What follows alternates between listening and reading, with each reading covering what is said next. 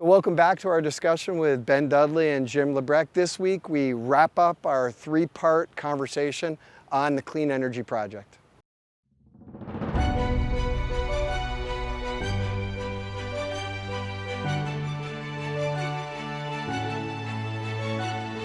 I'm Thorne Dickinson. I am excited about sharing with you authentic conversations from Mainers throughout the state about the value this project delivers.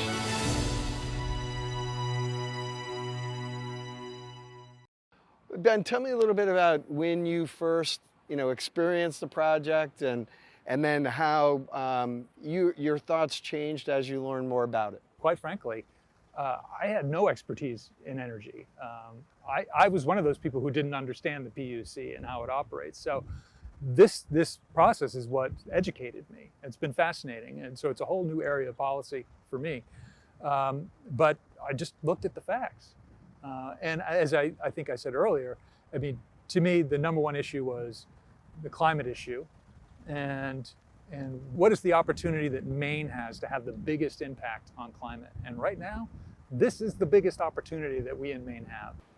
All right, Jim, so on your side, when do you remember this project coming into your consciousness? Working in my field of work, which uses about a third of the nation's electrical energy, refrigeration, air conditioning, I very quickly found the relativity and the magnitude of what we need versus what we can produce with these things. Arguing about climate change is superfluous. Determining what solutions are viable is paramount. I would be very disappointed if the people in this state suffer the consequences. It doesn't happen immediately. It's like smoking, you're smoking right now, but it's later on where you suffer the consequences. And this is the same thing. It takes a long time to get to that point where all of a sudden we're suffering. And now, let's say 5 years, 10 years from now, you have a problem. We're having shortages of electrification.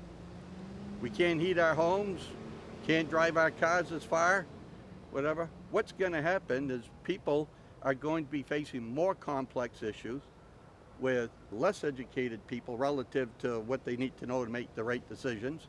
And it takes years to pull this stuff together. I think it's interesting, and Ben, I'd be curious of your perspective. Exactly what Jim was talking about is, okay, we want to decarbonize the supply mix, right? So that component of it. But as Jim had indicated, heating and transportation and those processes are also really key contributors to climate change. The best solution that we have today is heat pumps and electrification of transportation. That is going to create big new challenges. Do you see that in the dialogue for a project like this? It's in the dialogue, but people haven't connected the dots. I mean, the governor's climate council is talking about these issues. This whole notion of beneficial electrification. What that means is exactly what Jim is saying. Electrifying transportation, electrifying home heating, so that we're taking the fossil fuels out of the equation. We're going to have to be willing to make some changes. We're going to have to be willing to accept a certain amount of trade-offs here. And my concern is that in looking at this project, 10 years down the line, we're going to look at it and say, that was the easy one. Compared to the choices we're making today, that was the easy one. Why didn't we do it sooner? To take off from what you're just saying here right now, to add to it, the choices in the future are going to be more decisive, more complex, and much more costly to our future for making the wrong decisions.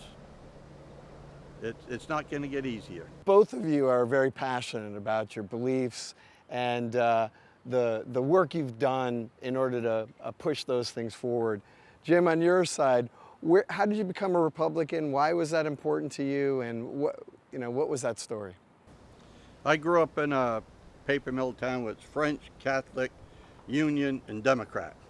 And I saw that particular area I grew up in was not growing, was not expanding. I was, as I said, in the supermarket business since I was in high school, going around the whole state of Maine servicing stores. So I got to see a lot of other communities, and what strong communities, like back then Farmington was a strong Republican community. It isn't so much so today, but I could see that community and how it was compared to the community I brought up in, and I says, I kind of like this this kind of thinking here a little bit better. Do you remember kind of the first moment as a kid or as a young adult where you started seeing yourself aligned with what you view as democratic values? It was about sort of the experience that my dad had when he lost his employment in the 1980s during the Reagan years. And, you know, I saw that he was being discriminated against because of his age. He could not find employment in his field because he was an older worker, and employers looked at him as higher cost, both probably in terms of his healthcare costs that he was going to bring to the company, and just the pay that he would require. And they saw that he could replace him with a younger worker and get the same sort of value of work out of the younger employee. And I saw that, and I thought that's not right. And I felt myself more aligned with a party that was sticking up for people in circumstances like that. People who were discriminated based on their age, people who were discriminated based on their sex, on their sexual orientation, on their disability, on the color of their skin, on their national origin. These questions, and they've resonated very deeply with me. Jim, when I got to know you, and Ben, as we've got to know each other better, I was thinking about the three of us being together and having a conversation, that it would be a great dynamic. And I'm thrilled with how the conversation went, and I really want to thank both of you for taking the time, obviously for your continued support for the project, but taking the time to have a great conversation today.